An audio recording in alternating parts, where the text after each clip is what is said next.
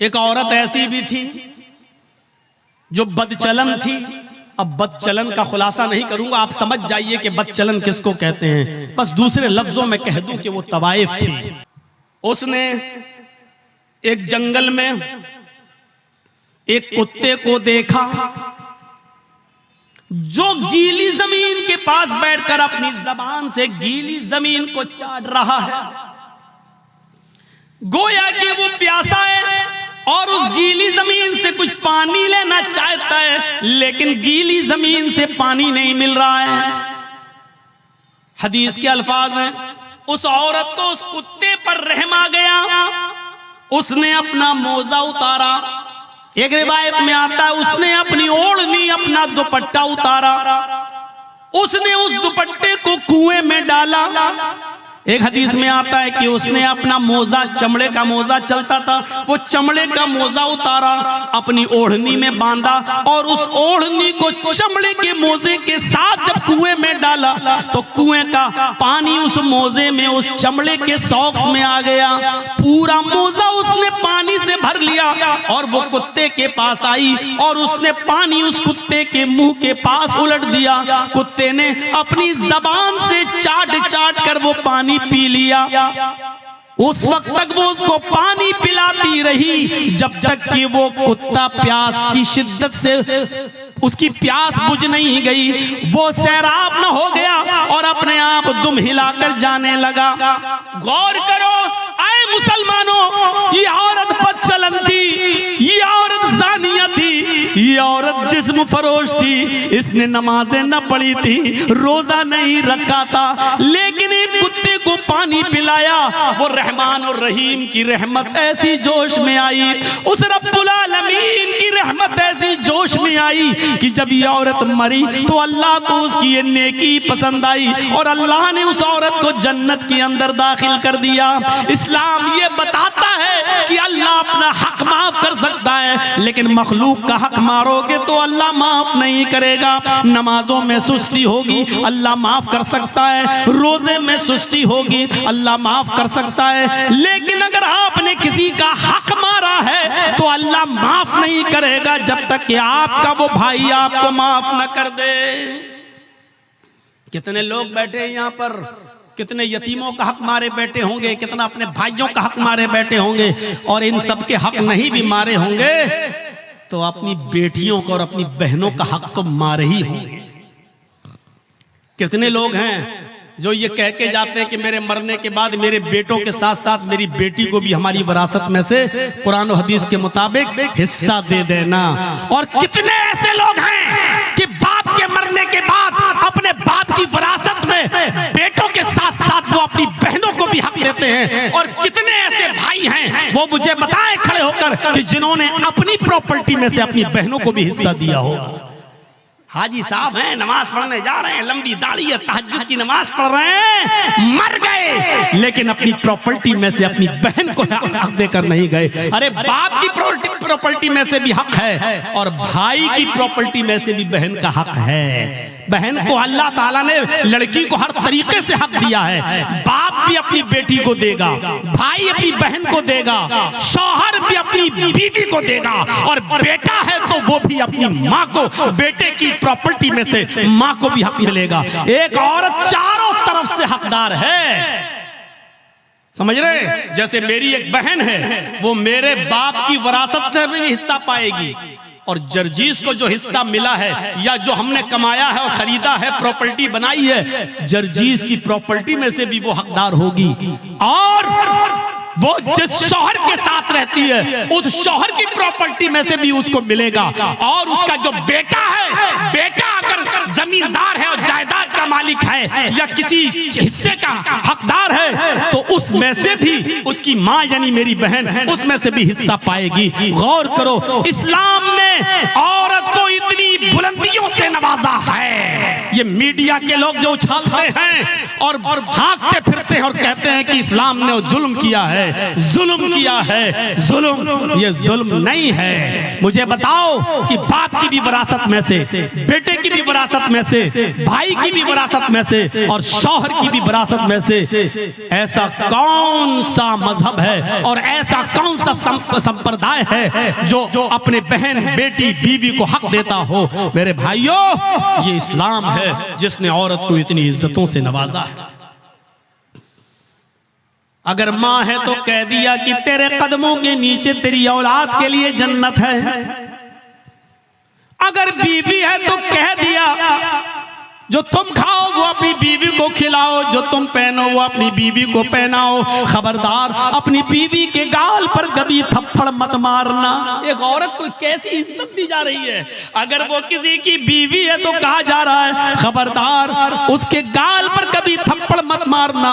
गाल पर थप्पड़ मारने का मतलब ये नहीं है कि गाल पर ना मारो, पीठ पे खूब ठोको।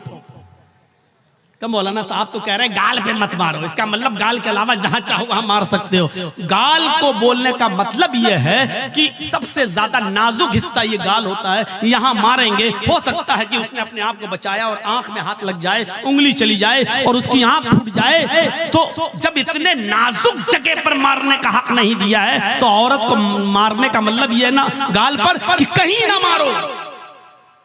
किसी कंडीशन में दिया है इजाजत, हम उस तरफ अभी नहीं जाना चाहते हैं। परमिशन दी है किसी कंडीशन में, लेकिन उसमें भी इतने एहतियात के साथ कि तुम हल्की फुल्की मार सकते हो, वो भी तब जब आपकी बीवी आपके मना करने के बावजूद और पंचायत का फैसला मानने के बावजूद भी आपके अलावा किसी दूसरे मर्द को अपने बिस्तर पे बुलाती है और उसके साथ रंग रलियां मनाती है और समझाने के बावजूद भी नहीं मानती है। तो अब एक आखिरी रास्ता यह है कि उसको हल्की फुल्की मार सकते हो, लेकिन उस वक्त भी गाल पर नहीं, और इतनी भी नहीं कि पीठ पर लकड़ी और डंडों के निशान बन जाएं, इतना भी नहीं। और जब आपकी इस मार से भी वो रास्ते पे ना आए तब आप तलाक के बारे में सोचें, और उसमें भी मोहलत दी कि डायरेक्ट 3 तलाक़ें मत दो, तलाक तलाक तलाक, डायरेक्ट उसको बंदूक की 3 गोली उसके ऊपर मत धमक दो कि बेचारी की जान ही चली जाए। उस कंडीशन में भी बताया कि उसको 1 तलाक दो जब वो हालत तोहर में हो, पाकी की हालत में हो, और फिर सोचने और समझने का मौका दो।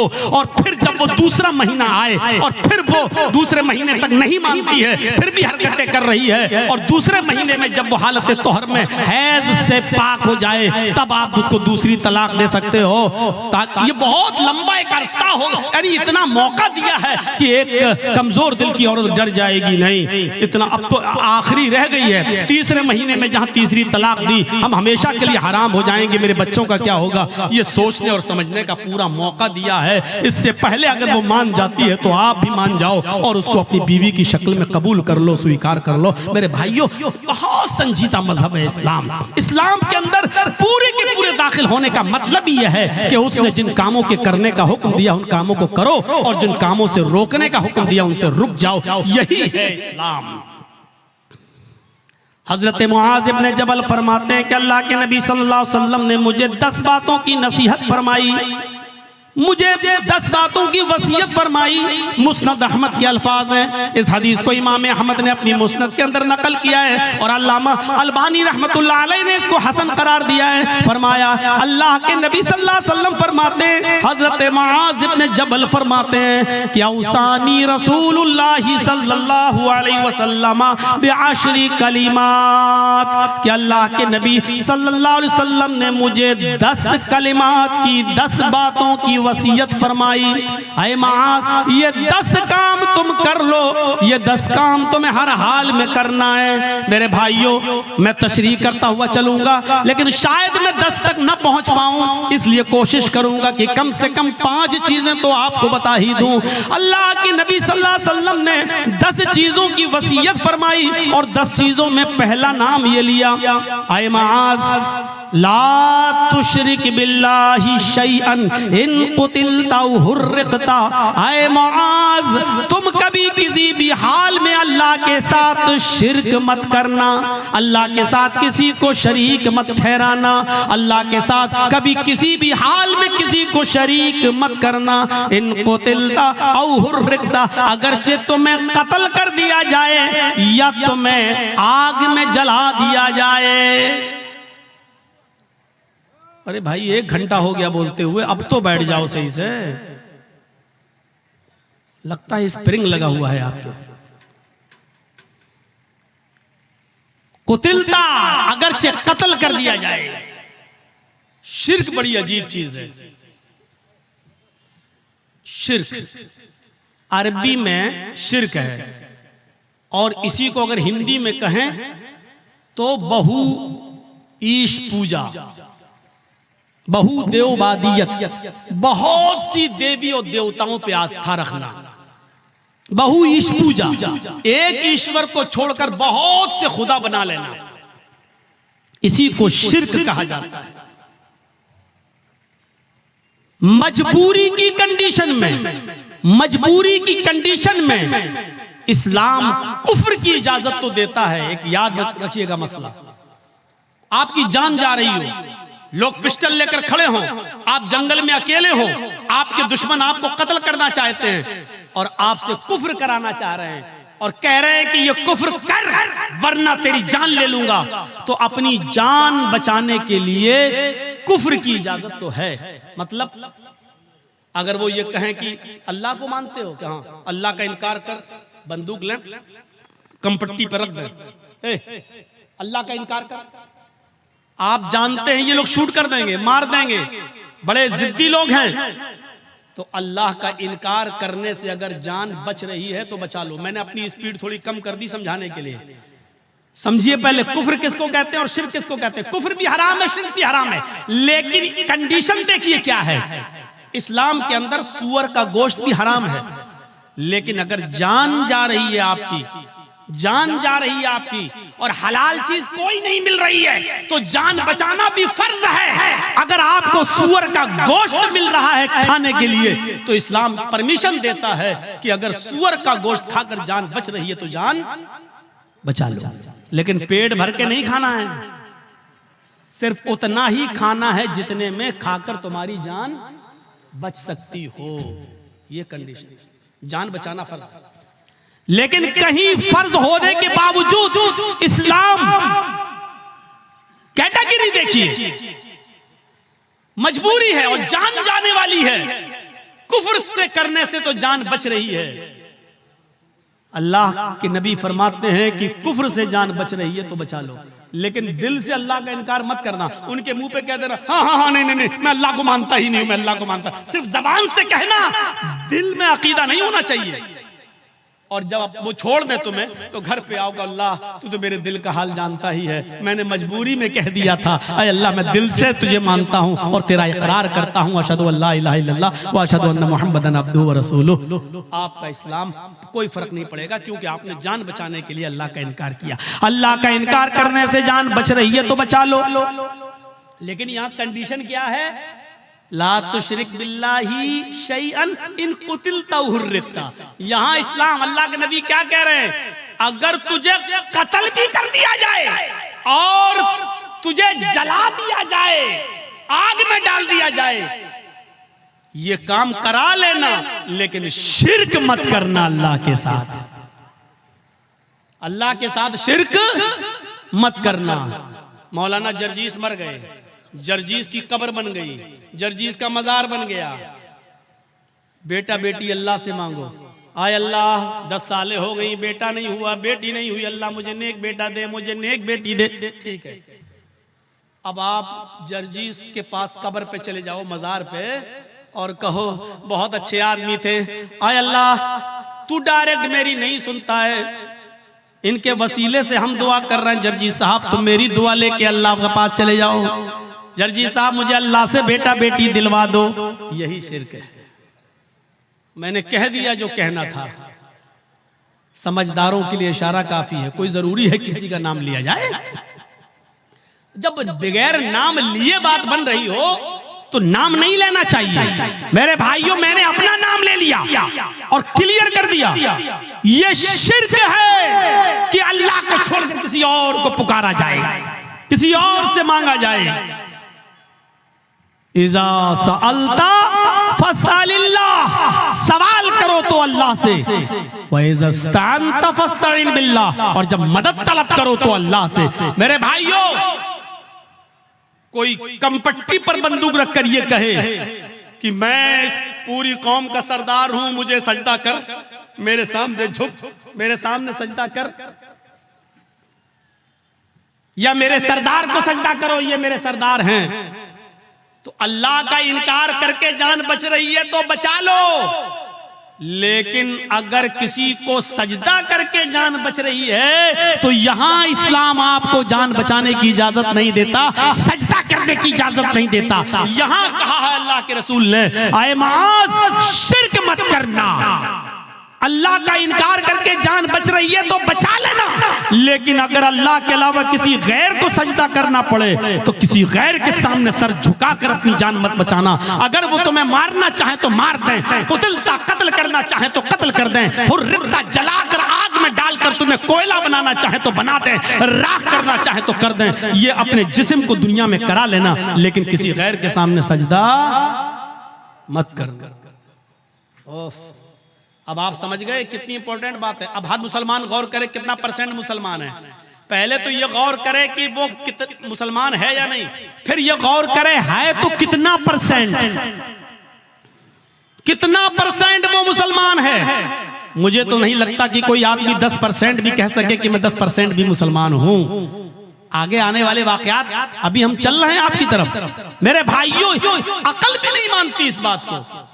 आप बताइए, आप यहां रहते हो भुलकी में, और आपकी बीवी भुलकी में रहती है, और आप मेहनत करने दिल्ली गए, और दिल्ली में कोई आदमी मेहनत कर रहा है, यहां से आया बेचारा और वो घूमने आया, आप ही के गांव का है भुलकी का। अब आपने दिल्ली में एक साड़ी खरीदी 5,000 की, 10,000 रुपए की खूबसूरत साड़ी खरीदी, और खूबसूरत साड़ी उसके हाथ में देकर कहा कि भाई तुम तो भुलकी जा रहे हो ना, उत्तर दिनाजपुर मेरे गांव में जा रहे हो ना, ऐसा करो कि ये साड़ी मेरी बीवी को दे देना। शौहर ने मेहनत की, मजदूरी की, अच्छा कमाया, और उसके बाद एक साड़ी खरीद कर अपने दोस्त को दी और कहा कि मेरे गांव में जाना और मेरी बीवी को दे देना। दोस्त घर पे आया, दरवाजे को दस्तक दी, बीवी ने दरवाजा खोला, आइए बैठिए, क्या हुआ? आपके हस्बैंड ने आपके लिए साड़ी भेजी है। उसने साड़ी दी, ओह इतनी खूबसूरत साड़ी, आइए आइए बैठिए, चाय पी के जाइए। उसने दरवाजे खोले। अब हकीकत क्या है, उस औरत को तारीफ किसकी करना चाहिए, शौहर की या साड़ी देने वाले की? आपकी अकल भी कहेगी यार जिसने साड़ी भेजी है उसकी तारीफ, कितने अच्छे हैं मेरे शौहर, देखो इतनी दूर से भी मुझसे कितना प्यार करते हैं और मुझे कितना मानते हैं, मेरा ख्याल रखते हैं, साड़ी भेजी। अब वो औरत बजाय शौहर के तारीफ करने के अपने दिल के सारे दरवाजे इस साड़ी लाने वाले के लिए खोल दे। एक्सक्यूज मी, आइए चाय पी लीजिए, आप कितने अच्छे हैं, आप हमारे लिए साड़ी लेके आए हैं, चलिए कहीं डेट पे चलते हैं, चलिए कहीं घूमने चलते हैं। उसी की तारीफ के पुल बांधने लगे। और शौहर को अगर पता चल जाए दिल्ली में बैठे हुए आज के इस कंप्यूटराइज्ड दौर के अंदर कि कमबख्त साड़ी मैंने भेजी और बेगैरत दिल दे बैठी साड़ी देने वाले को, वहीं से मोबाइल करेगा, फोन की घंटी बजेगी, बीवी उठाएगी, कुछ सुनेगा नहीं, कहेगा तलाक तलाक तलाक। कम बखत, साड़ी मैं भेजू तारीफ दूसरे की कर रही है, साड़ी मैं भेजू घूम रही दूसरे के साथ। अल्लाह ने नबियों को भेजा, रसूलों को भेजा, पीरों को, वलियों को भेजा कि जाओ तुम मेरे दीन का प्रचार करो और इस्लाम की और तौहीद की दावत को बुलंद करो। बजाय इसके कि हम अल्लाह की हमदो सना बयान करें, उसी को मुश्किल कुशा माने, उसी को हाजत रवा समझें, अब हम अल्लाह को छोड़कर कहें कि तुम्हारे दर पे आया हूं, झोला झोली भर के जाऊंगा वरना मर के जाऊंगा। तो मेरे भाइयों, इससे बड़ी बेगैरती की बात क्या हो सकती है? जैसे एक शौहर अपनी बीवी की बेगैरती बर्दाश्त नहीं कर सकता, ऐसे ही अल्लाह भी इस बेगैरती को बर्दाश्त नहीं कर सकता कि बंदा मुझे छोड़कर मेरे ही हम ही तुम्हारे जैसे बंदों से मांगे। अरे तुमको खाने की जरूरत पड़ती है, उनको भी पड़ती है, तुम पीते हो वो भी पीते हैं, तुमको बुखार आता है उनको भी आता है, तुम्हें सर में दर्द होता है उनको भी सर में दर्द होता है, तुमको पेशाब पायखाने की जरूरत होती है उनको भी होती है। वो खुद हमारी रोजी रोटी के मोहताज हैं, वो खुद हमारे मदद के मोहताज हैं, वो तुम्हारी मदद क्या करेंगे? मेरे प्यारे साथियों, इस चीज को समझ लीजिए तो इस्लाम के अंदर पूरे के पूरे आप दाखिल हो जाएंगे। तो पहली चीज यहीं पर स्टॉप। ला तुशरिक बिल्लाहि शैयन इन कुतिलता हुर्रिता।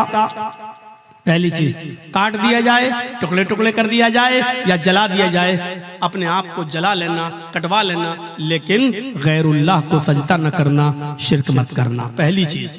दूसरी चीज आइए नौजवानों तुम्हारे लिए बेहतरीन चीज, वला तउक़न्न वालिदैक व इन अमराका अन तख़रुज मिन अहलिका व मालिक। कभी किसी भी हाल में अपने पेरेंट्स की, अपने माँ बाप की नाफरमानी मत करना, उनके साथ बुरा सलूक मत करना, उनका दिल कभी मत दुखाना। आगे वाले जुमले मेरे भाइयों हमारी आंखें खोल देंगे। वही न मराका अन तख़रुज मिन अहलिका व मालिक, अगर जे तुम्हें तुम्हारे वालिदैन, तुम्हें तुम्हारे माँ और बाप दोनों तुम्हारे घर से, अपने घर से नहीं, वो तो घर है ही, तुमने मेहनत करके जो घर कमाया है और बनाई है बिल्डिंग, और तुमने जो शादी की है, अगर वो तुम्हें हुक्म दें कि तुम अपने घर से निकल जाओ, तो अपने बाप का हुक्म मानते हुए तुम्हें अपना घर छोड़ना पड़ेगा। वो अहल, अगर वो कहें कि तुम अपने अहल वयाल, बीवी बच्चों को भी छोड़ दो और भागो यहाँ से, तो तुम्हें अपने माँ बाप की बात मानकर अपने बीवी बच्चों को भी छोड़ना पड़ेगा।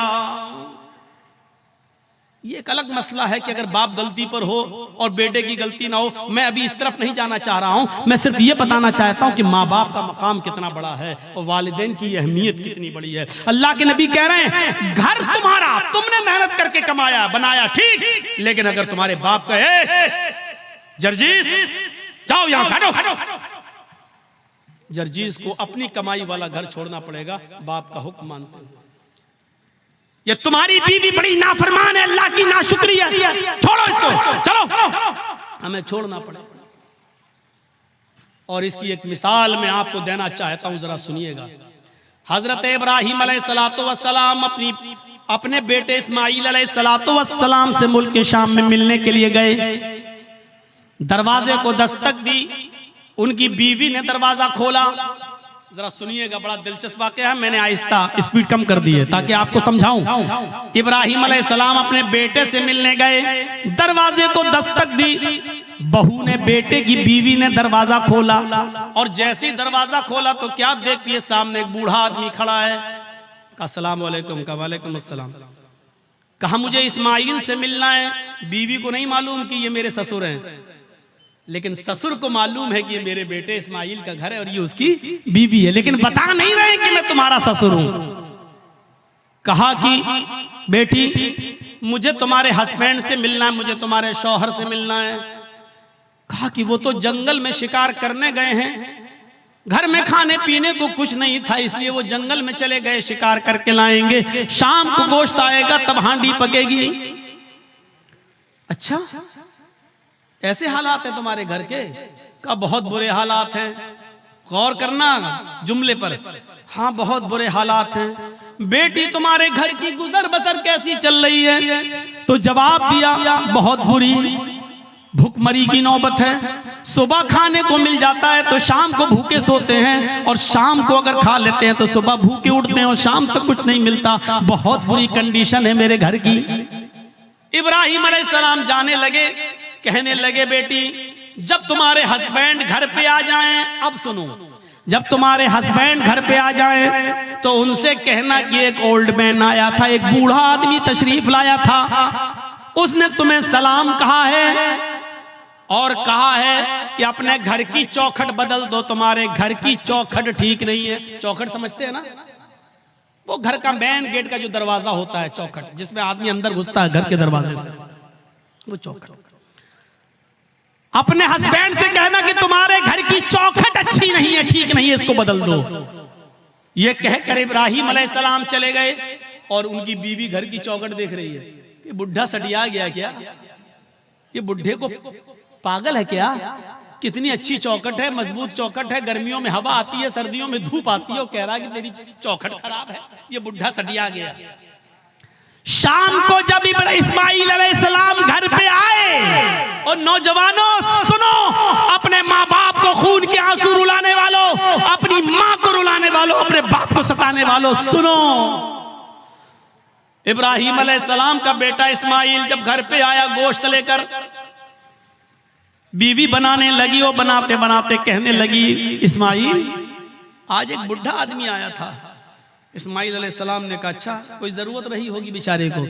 कहा नहीं, उसने तुम्हें सलाम कहा है, समझ गए कि सलाम अगर कहा है तो वो मेरा बाप है। अच्छा ऐसी ऐसी शक्ल थी कि जी। बूढ़ा आदमी आया था जी, सलाम कहा मुझे जी। कहा अच्छा और क्या कहा? कहा उसने मुझसे कि अब जब तुम्हारे शौहर घर पे आ जाएं, हस्बैंड घर पे आ जाएं, तो उनसे कहना कि तुम्हारे घर की चौखट ठीक नहीं है, उसको बदल दो। बुढ़ा सटिया गया था। इस्माइल अलैहिस्सलाम ने कहा अच्छा उसने कुछ पूछा था तुमसे? कहां पूछा था कि घर में गुजर बसर कैसी चल रही है, तो मैंने कह दिया कि अच्छी नहीं चल रही। जो सच्चाई थी बता दी, सुबह खा लो तो शाम को नहीं मिलता, शाम को खा लो तो सुबह नहीं मिलता। उन्होंने कहा बस यही तुम्हारा जुमला सुनकर, यही वर्ड सुनकर उन्होंने कहा कि अपने घर की चौखट बदल लो। क्या मतलब? कहा मेरी बीवी, उन्होंने जब ये देखा कि तुमने अल्लाह का शुक्र अदा नहीं किया, जब पूछा कि घर की गुजर बसर कैसी चल रही, तो तुम्हें कहना चाहिए था कि अल्हम्दुलिल्लाह, अल्लाह ने मुझे जिस हाल में रखा है अल्लाह का शुक्र है, बस जिंदा हूँ। और अल्लाह मुझे जिस हाल में भी रखे मैं हमेशा उसके दिए हुए रिस्क पर खुश हूँ। वो जिस हाल में भी मुझे रखता है मैं उसकी दिए हुए रिस्क पर मैं राजी हूँ और खुश हूँ। तुम्हें ये जुमले कहना चाहिए था, लेकिन तुमने अल्लाह की नाफरमानी कर दी। तुमने ये कह दिया कि मुझे अच्छी जिंदगी नहीं मिल रही है, मैं बड़ी तंगदस्ती में अपनी जिंदगी गुजार रही हूँ। मेरे बाप ने सोच लिया कि तुम अल्लाह की नाफरमान बंदी हो। आए मेरी बीवी, उन्होंने घर की इस चौखट को बदलने के लिए नहीं कहा है, जो घर की चौखट है, ये दरवाजे के ऊपर जो चौखट है, इसको बदलने के लिए नहीं कहा है। उन्होंने चौखट बदलने के लिए कहा है। इसका मतलब ये है कि उन्होंने अपनी बीवी बदलने की, उन्होंने मेरी बीवी बदलने की बात कही है। उन्होंने इशारा किया है ऐसी अल्लाह की नाफरमान बीवी को अपने घर में तुम मत रखो। क्यों ऐसी औरत को अपने घर में रख रहे हो जो अल्लाह की नाशुक्रगुजार बंदी है? लिहाजा तुम अल्लाह की शुक्रगुजार बंदी से निकाह करो, नाशुक्र औरत को तलाक दे दो। आए मेरी बीवी, मैं अपने बाप का हुक्म मानकर तुम्हें तलाक देता हूं, क्योंकि मैं अपने बाप की नाफरमानी नहीं कर सकता। तुम मेरी ज़ौजियत से बेदखल हो रही हो, मैं तुम्हें छोड़ रहा हूं, मैं तुम्हें तलाक दे रहा हूं। उस जमाने में तलाक का जो प्रोसीजर था, उस हिसाब से उन्होंने तलाक देकर अपनी बीवी को जुदा कर दिया, अपने बाप की बात मानते हुए। आज के जमाने में कोई लड़का अपने बाप की बात मानेगा? अरे बाप की बात तो छोड़ो, शादी के 2-4 महीने के बाद वो ऐसा बीवी का गुलाम होता है कि फिर अपनी अम्मा से कहता है चुप चुप चुप, तू नहीं समझेगी। कोई बात हो रही है, कहता है तू नहीं समझ, तू बीच में क्यों बोलती है, तू नहीं समझेगी। उसको कह रहा है कि तू नहीं समझेगी। उस मां से जो बचपन में तेरे रोने से समझ जाती थी कि तू दूध के लिए रो रहा है या तेरे कांधे में या पेट में दर्द है, जो बचपन में तेरी चीख और तेरे रोने की आवाज से पहचान लेती थी कि तुझे भूख लगी है या तेरे जिस्म के किस हिस्से में दर्द है, तो उस डॉक्टर से, अल्लाह की कसम मां से बड़ा कोई डॉक्टर दुनिया में पैदा नहीं हुआ। कितनी भी बड़ी वो MBBS और MS और MD की डिग्री ले ले, मां से बड़ा कोई डॉक्टर नहीं है। क्योंकि मां पहचानती है कि बेटा ये रो रहा है तो के रोने में भूख छिपी है या कहीं दर्द छिपा है। मेरे भाइयों, उस मां से कहते हो तुम, उस मां से कहते हो कि तू नहीं समझेगी, जो बचपन में तेरे रोने की आवाज से समझ जाया करती थी।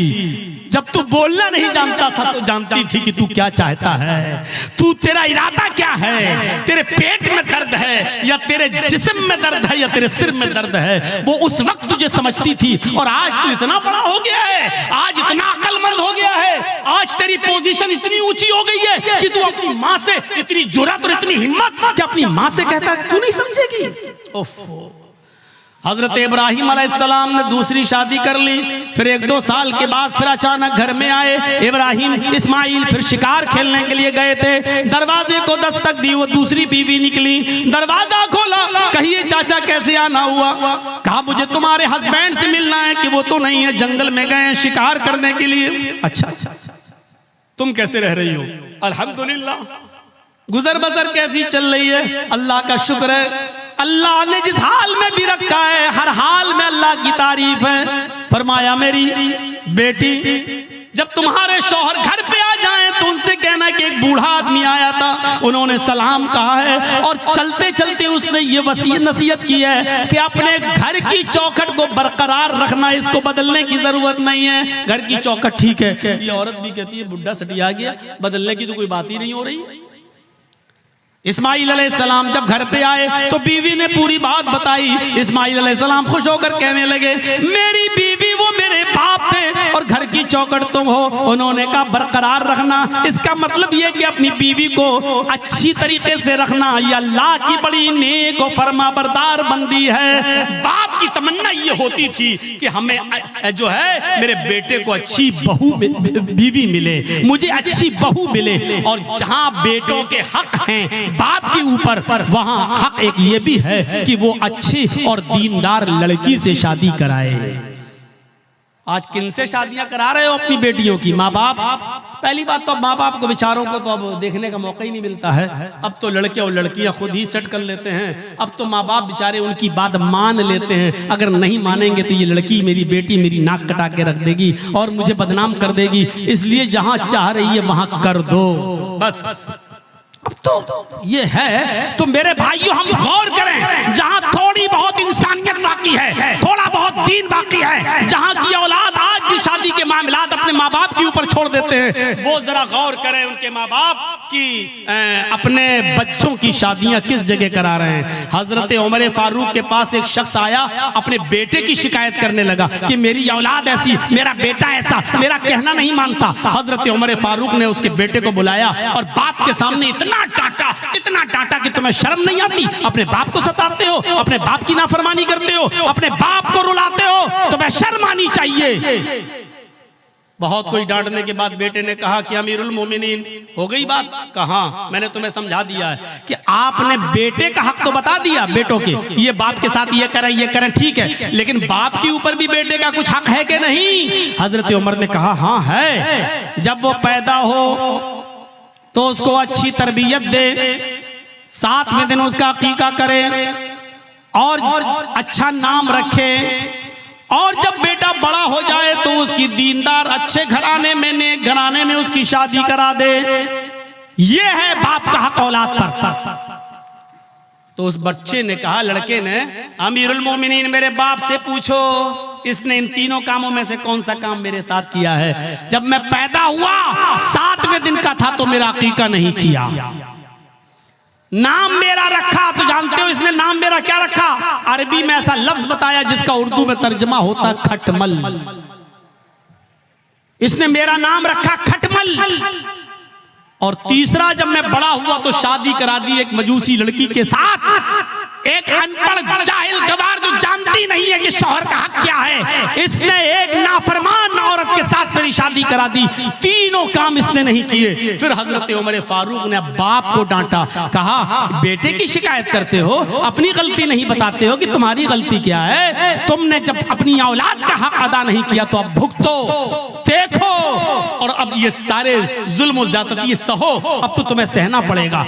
मेरे भाइयों, एक सहाबी रसूल हैं, अपनी माँ को खाने काबा का तवाफ करा रहे हैं, उनकी माँ पैरों से लंगड़ी है। अल्लामा हेसमी ने अपनी किताब मजमउज़ ज़वाइद के अंदर इस वाक़े को नकल किया है, जरा गौर से सुनिएगा।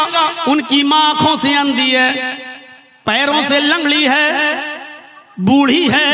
कहने लगी, बेटा मुझे खाने काबा का तवाफ करा दे, मेरे बेटे मुझे उम्रा करा दे, मेरे बेटे मैं तवाफ करना चाहती हूँ। उसके बेटे ने अपनी माँ को पकड़ा और खाने काबा तक ले गया, सवारी का इंतजाम किया और ले गया। और खाने काबा पहुंचने के बाद वो चूंकि पैरों से लंगड़ी थी, आंखों से अंधी थी, इसलिए वो चल नहीं सकती थी, इसलिए बेटे ने उसको अपनी पीठ के ऊपर लाद लिया। इस जमाने में व्हील चेयर चलती हैं, उस जमाने में व्हील चेयर भी नहीं थी। उसने अपने कांधे पर, अपनी पीठ पर अपनी माँ को लाद लिया।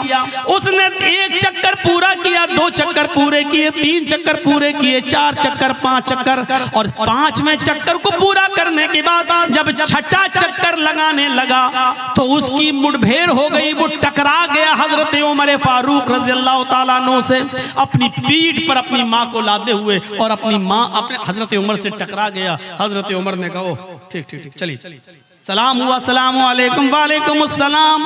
जब उसने 6 चक्कर 7 चक्कर पूरे कर लिए तो हजरत उमर के फारूक के पास आया। हजरत उमर ने कहा माशाअल्लाह, अपनी माँ की बड़ी खिदमत कर रहे हो तुम। इस बूढ़ी माँ को तुमने तवाफ कराया अपनी पीठ पर लाद कर।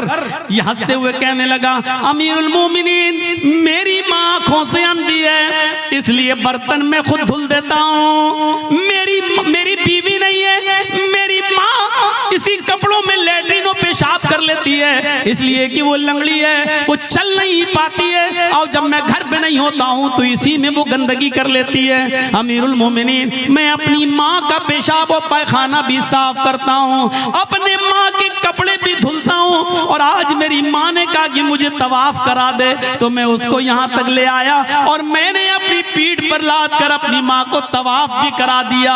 ऐ अमीरुल मोमिनीन, क्या मैंने अब भी अपनी माँ का हक अदा नहीं किया? क्या मेरी जिम्मेदारी पूरी हो गई? क्या मैंने अपनी माँ का हक अदा किया या नहीं? हजरत उमर फारूक की आंखों में आंसू आ गए और रोते हुए कहने लगे, चलो यार, जाओ अपने घर और अल्लाह की इबादत में अपनी जिंदगी गुजारो। उसने पीछा करते हुए कहा, अमीरुल मोमिनीन, मैंने मसला पूछा है, आपको जवाब देना होगा। फरमाया, क्या पूछते हो? कहा, ये बताओ, मैं पेशाब साफ करूं, पैखाना साफ करूं, अपने माँ के कपड़े धुलूं, अपने हाथ से खाना बनाऊं, अपने हाथ से माँ को खाना खिलाऊं, अपनी पीठ पर लाद कर मैं खाने काबा का तवाफ कराऊं, परिक्रमा कराऊं, क्या इसके बाद भी मैंने अपनी माँ का हक अदा किया या नहीं किया?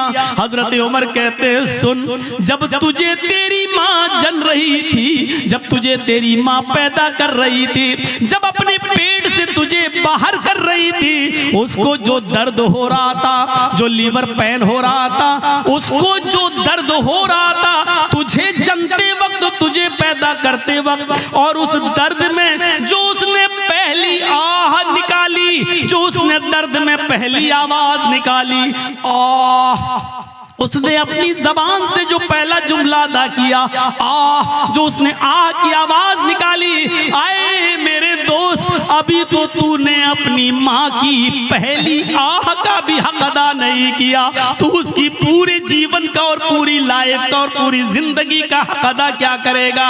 अभी तो तूने उसकी पहली चीख का भी हक अदा नहीं किया, उसकी जिंदगी के हक के बारे में पूछता है, क्या हो गया?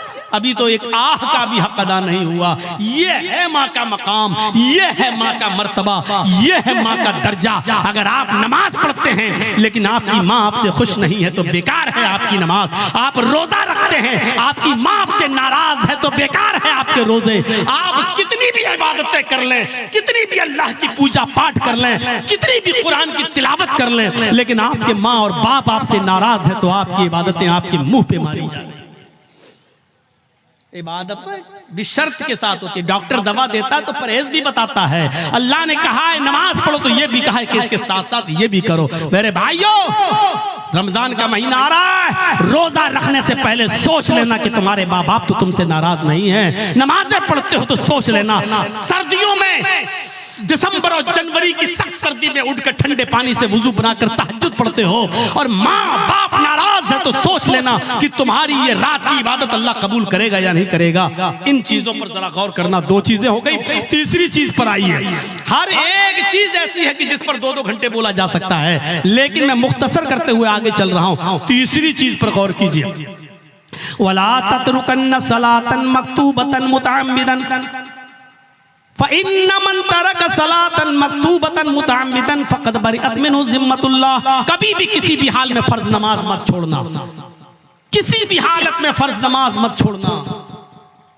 अगर फर्ज नमाज छोड़ दी तो अल्लाह की जिम्मेदारी हट जाएगी, अल्लाह की जिम्मेदारी से निकल जाओगे, अल्लाह की कोई गारंटी नहीं तुम्हारी जिंदगी। ओफो, क्या जबरदस्त पॉइंट। किसी भी हाल में फर्ज नमाज मत छोड़ना। बाप बीमार है, मस्जिद में अजान हो रही है, अब अजान होगी, उसके 15 मिनट के बाद जमात होगी, बाप मेरा सीरियस है, जल्दी से फोन करो, एम्बुलेंस बुलाओ, या जब तक गाड़ी निकल रही है तब तक वुजू बनाओ और अपने घर में फर्ज ही फर्ज पढ़ लो 4 रकात ज़ोहर, और जल्दी से अपने बाप को लेकर पहुंचो हॉस्पिटल के अंदर। यहाँ सुन्नतें छोड़ दो। क्यों? क्योंकि इस वक्त बाप की हालत दूसरी है, लेकिन फर्ज नमाज तुम्हें इधर भी नहीं छोड़ना है। लिहाजा जल्दी से वुजू बनाओ। अब मस्जिद में मत जाओ, मस्जिद में जाओगे 15 मिनट इंतजार करोगे, फिर इमाम साहब पता नहीं कितनी लंबी नमाज पढ़ाएं। जल्दी से वुजू बनाओ घर पे और 4 रकात ज़ोहर की पढ़ो और छोटी छोटी सूरतें पढ़ लो, इन्ना अतैना कल कौसर, कुल हुवल्लाहु अहद अल्लाहु समद, और जल्दी से सलाम फेरो और अपने बाप को, अपने बेटे को, अपनी बीवी को लेके हॉस्पिटल पहुंचो। हॉस्पिटल में भर्ती कर लो, आईसीयू में भर्ती हो गई है, ठीक है, उधर भी जल्दी से वुजू बनाओ, असर की नमाज पढ़ लो। और अगर देख रहे हो कि बाप ज्यादा सीरियस, माँ ज्यादा सीरियस, तो जल्दी से 4 ज़ोहर पढ़ लो, 4 उसी के साथ असर पढ़ लो और जल्दी से लेके चलो, क्योंकि इस वक्त आपकी कंडीशन दूसरी है, बेटे की कंडीशन दूसरी है मेरे भाइयों। लेकिन नमाज आपको इस कंडीशन में भी पढ़नी है, छोड़नी नहीं है। हालत तंदुरुस्ती में और अच्छी खासी हालत में छोड़ देने वालों, इस्लाम के अंदर पूरे के पूरे दाखिल हो। कहते हो मौलाना साहब रोजी नहीं आ रही, रोजी आएगी कैसे? रोजी की दुआ तो अल्लाह ने नमाज में बताई है। जब एक सजदा करके उठते हो और दूसरे सजदे में जाते हो, तो सजदे, दोनों सजदों के दरमियान बैठकर जो दुआ पढ़ते हो मेरे भाइयों, सबसे अफजल और सबसे अच्छी दुआ तो मुस्लिम शरीफ की हदीस की ये है, रब्बि ग़फिरली, रब्बि ग़फिरली, अल्लाह मेरी मग़फ़िरत फरमा, अल्लाह मेरी मग़फ़िरत फरमा।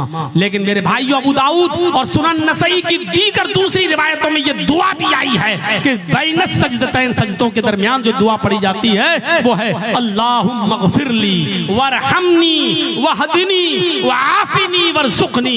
देखिए सजदे में जो दुआ पढ़ी जा रही है उसमें आप रिज़्क़ भी मांग रहे हैं, अल्लाहुम्मा ग़फिरली वरहमनी वहदिनी वआफिनी वरज़ुक़नी, अल्लाह मुझे रिज़्क़ हलाल दे। आपने ज़ोहर की 10 रकातें पढ़ी, 10 बार आपने कहा वरज़ुक़नी। आपने फजर की 4 रकातें पढ़ी, 2 सुन्नत 2 फर्ज, आपने 4 मरतबा कहा वरज़ुक़नी, अल्लाह मुझे रिज़्क़ हलाल दे। आपने असर की, अगर मस्जिद में पहले पहुंच गए तो 4 सुन्नत और 4 असर फर्ज पढ़ ली, तो 8 रकातें पढ़ी, 8 मरतबा आपने कहा वरज़ुक़नी। मगरिब में 5 मरतबा आपने कहा वरज़ुक़नी। इशा में कम से कम 7 रकातें हैं, 4 फर्ज 2 सुन्नत और 1 वित्र, आपने 7 मरतबा कहा वरज़ुक़नी। गौर करो, जो इतनी बार अल्लाह से रिज़्क़ मांगेगा, रोजी मांगेगा, अल्लाह उसको मायूस करेगा, अल्लाह उसको निराश करेगा, अल्लाह उसको नाउम्मीद लौटाएगा? नहीं। तो आपको रिज़्क़ हलाल मांगने की दुआ अल्लाह ने बताई है और वो है नमाज। नमाज ही नहीं पढ़ोगे, अल्लाह से मांगोगे ही नहीं, तो अल्लाह क्यों देने लगा तुम्हें? और देगा भी तो ऐसे ही देगा। 5000 कमाया, घर पे आए, बेटा बीमार, डॉक्टर ने कह दिया आईसीयू में रखा जाएगा, खर्च करो 50,000। कमाया 10,000, घुस गया 50,000। क्यों? अल्लाह ने कहा वमन आरज़ा अन ज़िक्री फ़इन्न लहू मईशतन ज़न्का, तुम मेरे जिक्र से एराज करोगे, हम तुम्हारी रोजी को तंग कर देंगे। जिक्र से एराज करना, आज एक दिल चाहता कि तुमको एक कीमती बात बता दूं, सुनिए। एराज करना किसे कहते हैं? यहां पर बहुत से लोग ऐसे होंगे जो नमाज छोड़ते हैं, नमाज नहीं पढ़ते हैं, या जुमे पढ़ते हैं, 8 दिन मस्जिद में नहीं आते हैं, 7 दिन गायब।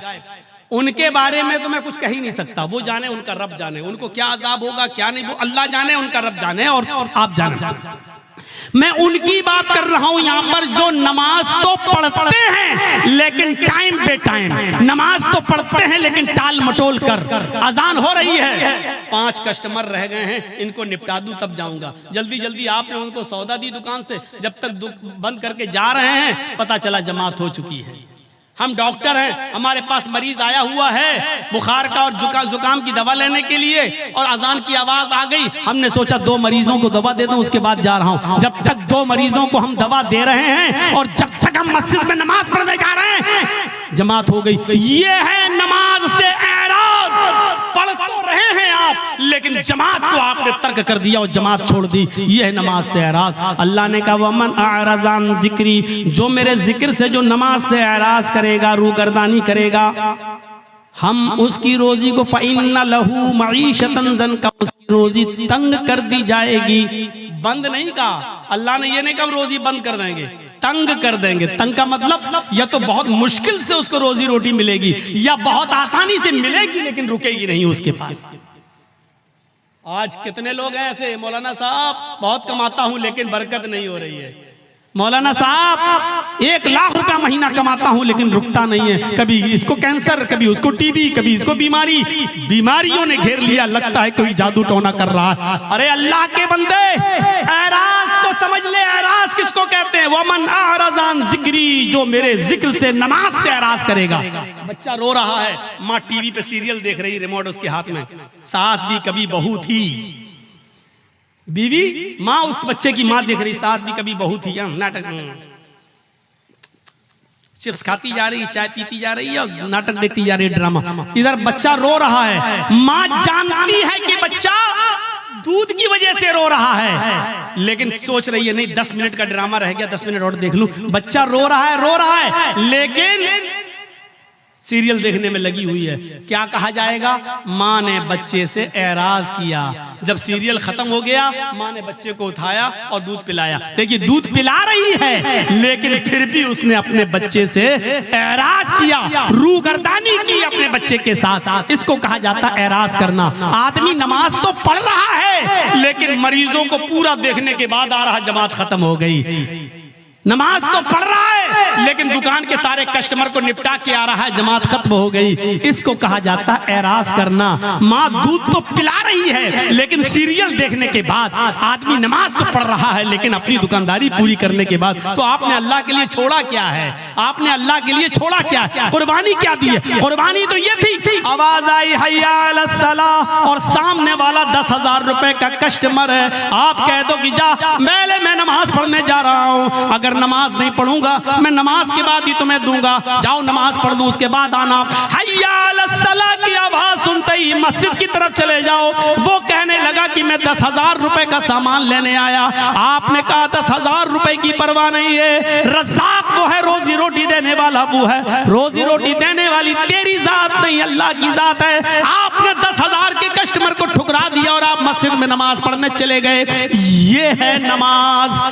ला ततरुकन्न सलातन मक्तूबतन मुताम्मिदन, कभी भी किसी भी हाल में कसदन और जानबूझकर तुम फर्ज नमाज को तर्क मत करना। जो फर्ज नमाज को जानबूझकर तर्क कर देता है, फर्ज नमाज को जानबूझकर छोड़ देता है, अल्लाह की जिम्मेदारी उसकी ऊपर से उड़ जाती है। अपने आप पर गौर करो कि कितने % मुसलमान हो, इस्लाम में दाखिल हो या नहीं, ऐसा करते हो या नहीं।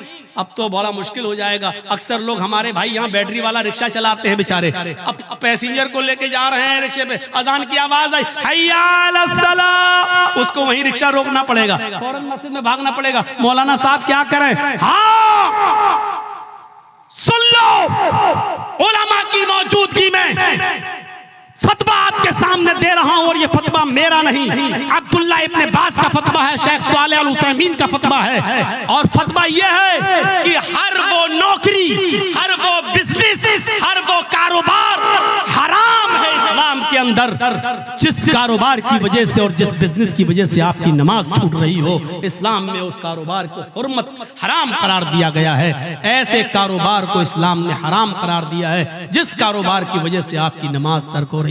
नमाज ही नहीं तो फिर मुसलमान किस बात का? नमाज ही नहीं तो फिर इस्लाम का मानने वाला किस बात का? तो मेरे प्यारे साथियों, हम बहुत बेबाक हैं अपने अंदाज में। मैंने कह दिया, हर वो बिजनेस, हर वो कारोबार, हर वो नौकरी, चाहे वो बैंक की नौकरी हो, चाहे वो सरकारी जॉब हो या प्राइवेट जॉब हो। मौलाना साहब मेरा मालिक बहुत बदमाश है, हमें नमाज पढ़ने की इजाजत नहीं देता है। छोड़ दो, रज़्ज़ाक अल्लाह ताला है, वो प्राइवेट कंपनी का मालिक रोजी देने वाला नहीं है। अल्लाह एक दरवाजा बंद करता है तो 100 दरवाजे खोलता है। मेरे भाइयों, इस अकीदे के साथ नमाज पढ़िए और इस तौहीद के साथ नमाज पढ़िए। और चौथी चीज और बताऊंगा मेरे भाइयों, 10 चीजों पे हम नहीं चल पाएंगे। चौथी और आखिरी चीज मैं इसलिए बताऊंगा क्योंकि आज हमारी नौजवान नस्ल इसकी तरफ भाग रही है, इसलिए ये भी सुन लो।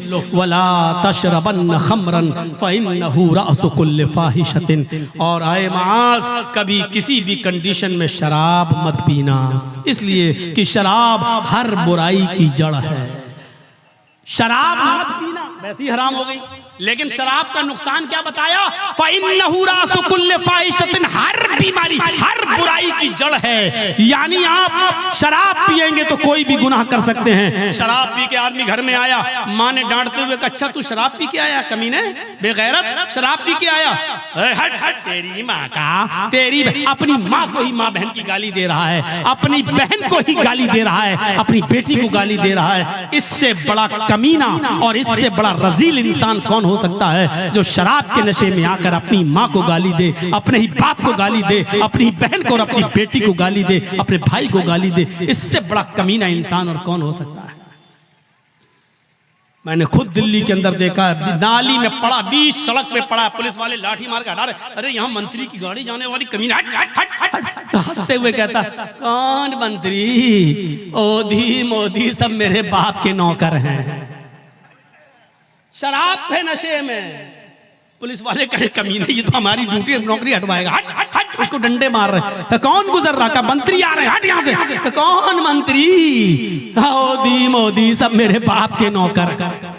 शराबी की नजर में कोई किसी की हैसियत नहीं होती, बड़ी से बड़ी शख्सियत भी उसके सामने जीरो होती है। क्यों? क्योंकि उसने जो चीज पी है उसने उसकी अकल को खराब कर दिया, उसकी अकल को ढांप लिया, इसलिए उसकी नजर में बड़ी से बड़ी शख्सियत भी कुछ नहीं होती है। जब शराब हराम नहीं हुई थी, जब शराब हराम नहीं हुई थी तो नबी के चचा हजरत हमजा ने शराब पी ली थी, और एक गाना गाने वाली के गाने के जोश में आकर उसने कहा, अला या हमजा लिशुर्फिन नवा, आए हमजा तू तो मोटी ऊंटनियों के लिए है। हजरत अली की ऊंटनी वहीं पर चर रही थी, चारा घास खा रही थी। हजरत हमजा को जोश में चढ़ा दिया कि ये ऊंटनी का कलेजा हमें मिल जाए तो कितना अच्छा।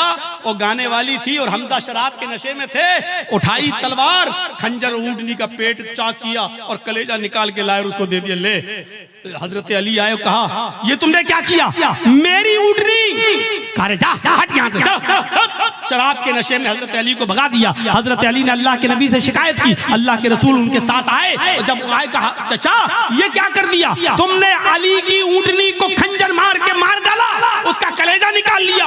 हजरत हमजा शराब के नशे में थे, बुखारी की रिवायत। हजरत हमजा शराब के नशे में अल्लाह के रसूल से कह रहे, चल हट, तू तो मेरे बाप का नौकर है, तू तो मेरे बाप का गुलाम है। मेरे भाइयों, शराब के नशे में जब एक शख्स मोहम्मद रसूलुल्लाह को ऐसा कह सकता है तो इसका मतलब यह है कि शराब छोटे और बड़े की तमीज को भुला देती है। शराब इंसान के अंदर से इज्जत, रिस्पेक्ट और अदब को खींच लेती है। इसलिए नौजवानों, शराब जैसी मनहूस चीज को अपने मुआशरे से दूर रखिए, अपने समाज से दूर रखिए। आपको मालूम एक सुनन नसई का वाक़या सुनाकर अपनी बात को खत्म कर दूंगा। मेरे भाइयों, जरा सुनिएगा सुनन नसई की रिवायत। एक औरत बेवा थी उस जमाने में, पुराने जमाने की बात। हजरत उस्मान इस हदीस के रावी हैं, फरमाते हैं कि एक औरत का शौहर मर गया। औरत बड़ी खूबसूरत थी, उसकी नौकरानी को, लौंडी को उसकी बदजनी के बारे में मालूम था। वो नौजवान लड़कों को तलाश करती रहती थी और अपना इरादा जाहिर करके उनसे गलत काम करवाती थी।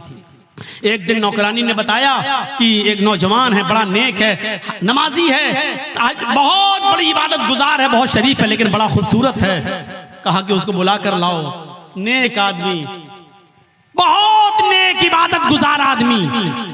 इसकी नौकरानी ने कहा कि मेरी मालिकन तुमको बुला रही हैं, तुमसे कुछ कपड़ा खरीदना चाहती है, क्योंकि वो कपड़ा बेचा करते थे, अपने सर पर गठरी लाद कर कपड़ा बेचते थे। तो उन्होंने सोचा चलो कपड़ा खरीदेगी, हम दे देंगे। वो उसके साथ चले गए। नौकरानी उनको लेकर दरवाजा खोलती है, अंदर जाती है, दरवाजा बंद हो जाता है, दूसरे दरवाजे के अंदर ले जाती है। जैसे ही अंदर घुसते दरवाजा बंद हो जाता है। ये हजरत कह रहे हैं, साहब कहाँ लेके जा रही हो? कहा कि बस एक दरवाजा और है। वो और अंदर ले गई, दरवाजा बंद, सामने वही बेवा औरत बैठी हुई है जिसका शौहर मर चुका है। उसने अपनी नौकरानी को इशारा करके कहा कि तुम जाओ, और उनसे कहने लगी कपड़ा दिखाओ। और जैसे ही कपड़ा दिखाया, कहा ये कपड़ा, ये कपड़ा। वो करीब आती गई और आते आते कहने लगी, उदनु मिन्नी, मेरे करीब आइए और मेरे साथ हम बिस्तरी कीजिए, मेरे साथ गलत काम कीजिए। इन्होंने कहा अरे हटो, तौबा अस्तगफिरुल्लाह, ये भागने लगे। उन्होंने कहा भागने का कोई रास्ता नहीं, चारों तरफ से दरवाजे बंद हो चुके हैं। कहा कि तुम डरो, अल्लाह के अजाब से डराया, लेकिन उस औरत के ऊपर कोई फर्क नहीं पड़ा। उसने कहा कि तुम मेरे साथ ये काम कर रहे हो या नहीं कर रहे हो?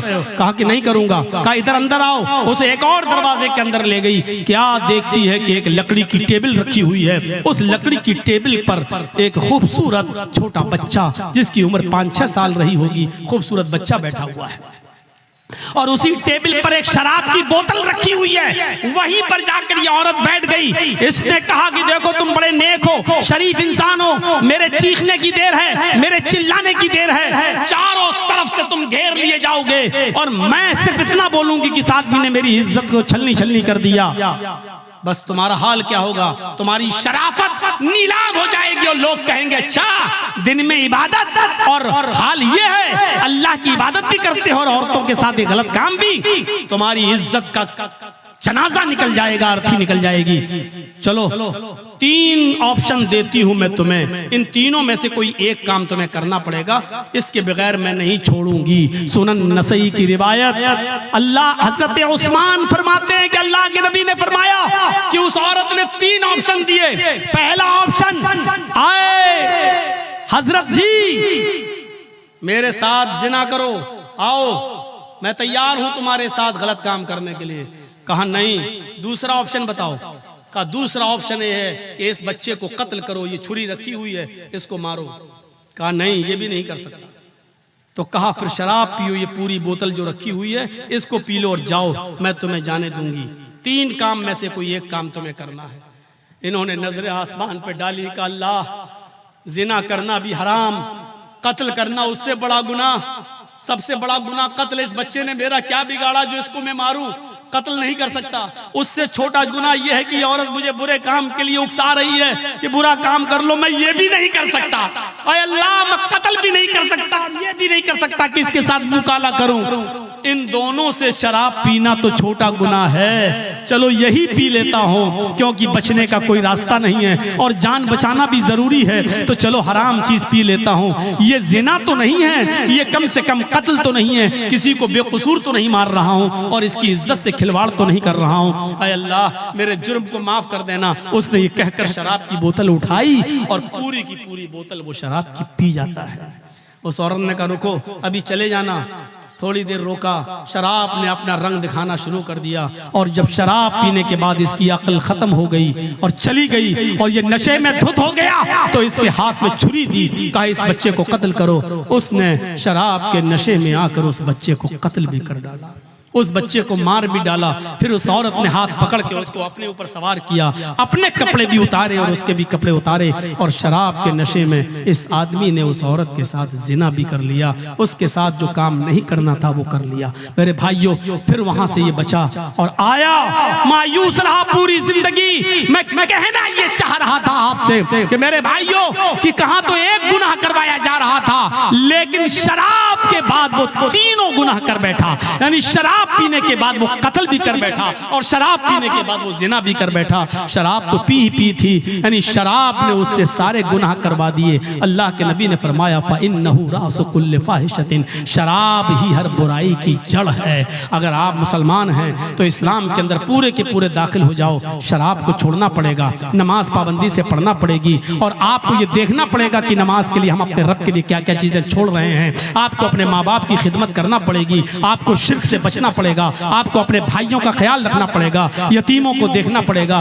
10 चीजें थी, लेकिन मेरी हिम्मत अब जवाब दे चुकी है। कंटिन्यू प्रोग्राम कर करके मैं थक चुका हूं। मेरे भाइयों, अब मेरे भाइयों मैं आपसे रुखसती चाहता हूं और ये मेरे बिहार का आखिरी प्रोग्राम था। मैं कल अब लखनऊ के लिए जा रहा हूं, मुश्किल से 2 दिन लखनऊ रहूंगा और उसके बाद फिर मैं बॉम्बे चला जाऊंगा। तो मेरे भाइयों, अल्लाह से मैं दुआ करता हूं कि अल्लाह अमीन हमारी खताओं को माफ़ फरमा दे, हमें इस्लाम के अंदर पूरा का पूरा दाखिल फरमा दे। ऐ अल्लाह शराब नोशी से हमें बचा ले, अल्लाह माँ बाप की खिदमत करने की हमें तौफीक अता फरमा। ऐ अल्लाह हमें शराब की हुर्मत को समझने की तौफीक अता फरमा, और बारह जब तक तू हमें जिंदा रख, इस्लाम पर जिंदा रखना, और जब हमारा खात्मा हो तो ईमान पर हमारा खात्मा फरमाना। वमा अलैना इल्लल बलागुल मुबीन व आखिरु दअवाना अनिल हम्दुलिल्लाहि रब्बिल आलमीन। सलामु अलैकुम व रहमतुल्लाहि व बरकातुहू।